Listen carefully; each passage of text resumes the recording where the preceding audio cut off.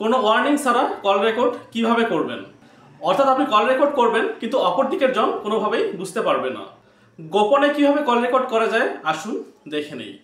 এর জন্য মোবাইলের ডায়াল প্যাডে চলে আসবেন।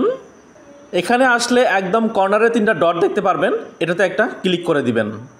এবার এখানে দেখুন সেটিংস নামে একটা অপশন দেওয়া আছে, এর উপরে একটা ক্লিক করে দিন। এবার এখানে দেখুন কল সেটিংস নামে একটা অপশন দেওয়া আছে, এর উপরে একটা ক্লিক করে দিন।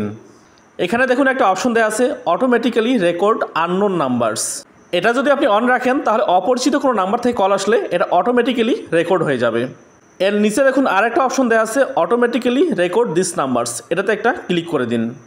এখানে দেখুন লেখা অলওয়েজ রেকর্ড সিলেক্টেড নাম্বারস। এটা যদি আপনি অন রাখেন তাহলে এখানে যে সিলেক্টেড নম্বরগুলো আছে সেখান থেকে কল আসলে অটোমেটিকলি রেকর্ড হয়ে যাবে। নিচে দেখুন লেখা চুজ এ কন্ট্যাক্ট, এর উপর একটা ক্লিক করে দিচ্ছি। এবার নম্বরটা এখানে চলে আসলো, আমি উপরের অপশনটা যদি অন করি তাহলে এটা অটোমেটিক্যালি রেকর্ড হতে থাকবে। এবার এখান থেকে ব্যাক করে যাচ্ছি। দেখুন এখানে ডিলিট রেকর্ডিং নামে আরেকটা গুরুত্বপূর্ণ অপশন দেওয়া আছে, এর উপরে একটা ক্লিক করে দিচ্ছি। এখানে দেখাচ্ছে আপনার রেকর্ডিংটা অটোমেটিক্যালি কতদিন পরে ডিলিট হয়ে যাবে। এখানে 7 দিন, 14 দিন, 1 মাস এবং নেভার করা আছে। আপনি যদি নেভারে ক্লিক করে থাকেন তাহলে এটা কখনোই আর ডিলিট হবে না। ধন্যবাদ। এরকম গুরুত্বপূর্ণ ভিডিও আরও পাওয়ার জন্য পাশে থাকার অনুরোধ করছি।